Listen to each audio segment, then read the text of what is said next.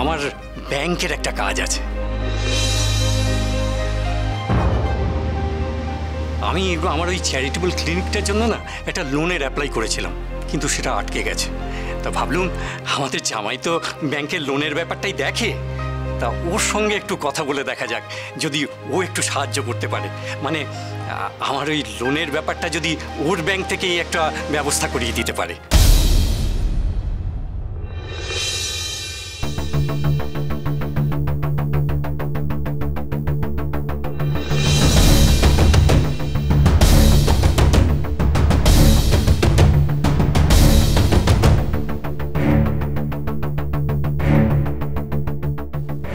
আমি দুঃখিত বেআইন মশাই, আপনাদের জামাই আপনাকে এই বিষয়ে কোনো সাহায্য করতে পারবে না।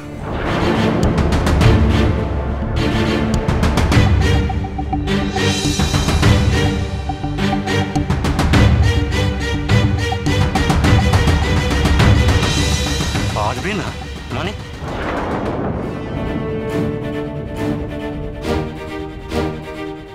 জানাজানি যখন হয়ে গেছে তখন লুকোচাপা করে লজ্জা বাড়িয়ে কি হবে বলো তো সন্ধ্যা? কি হচ্ছে? সুবীর সাহায্য করতে পারবে না কেন বলছেন? কারণ সুবীর ওই ব্যাংকে আর চাকরি করে না বেয়ান, ও চাকরিটা গেছে।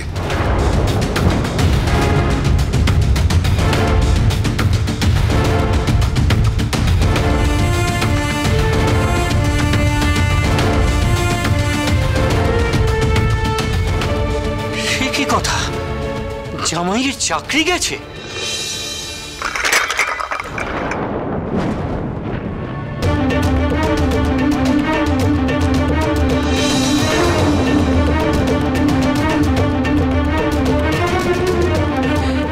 কি রে রঞ্জু, কি শুনছি? জামাইয়ের চাকরি চলে গেছে এই বাজারে? হায় ভগবান, এখন কি হবে? কই, তুই আমাদের কিছু বলিসনি তো? তুই এত বড় সাংঘাতিক কথাটা আমাদের কাছে কি করে লুকিয়ে গেলি রঞ্জু? এখন কি হবে?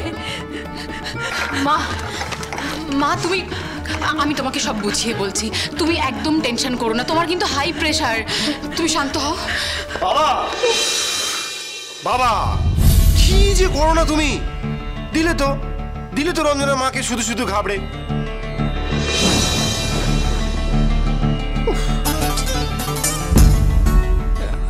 আমি তো কিছুই বুঝতে পারছি না বাবা। শুধু শুধু মানে? তার মানে তোমার চাকরি যায়নি, তুমি ব্যাংকের কাজটা করছো? না বাবা, প্রথম পার্টটা একদম ঠিক কথা বলেছেন। আমি এখন ব্যাংকে চাকরি করছি না, তার বদলে আমি অন্য একটা চাকরি জয়েন করেছি। মানে আরো অনেক বড় চাকরি, বেশি মাইনে, হ্যাঁ, আরো অনেক গ্ল্যামারাস চাকরি। এখন থেকে আমি আমাদের উঠতি সুপারস্টার দিদির চ্যাটার্জির ম্যানেজার। ম্যানেজার? হ্যাঁ মা, ম্যানেজার। আপনি একদম টেনশন করবেন না। আপনি কি করে ভাবলেন বলুন তো যে আপনার জামাইকে চাকরি থেকে বের করে দেবে এইরকম বুকের পাটা ভূভারতে কারোর আছে? শুনুন, আমার এই ব্যাংকের চাকরিটা আমি নিজের ইচ্ছেতেই ছেড়েছি। ও তাই?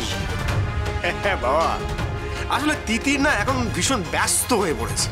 এই প্রডিউসার, ডিরেক্টর এদের না একদম লাইন লেগে আছে বুঝলেন। তাই ওর ডেটের হিসেব রাখা, টাকা পয়সার হিসেব রাখা, এর জন্য তো একটা লোক রাখা খুব জরুরি।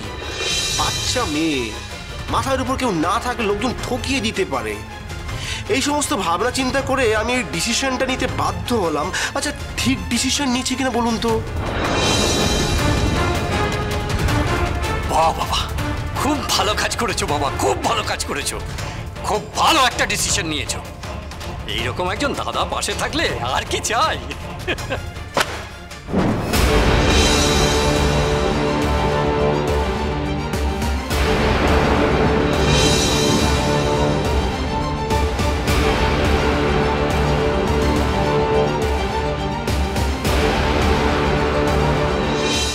চ্যাটার্জি বাড়ির মেয়েদের সাজানো, লুকানো, হারানো ইচ্ছেগুলোর গল্প চ্যাটার্জি বাড়ির মেয়েরা।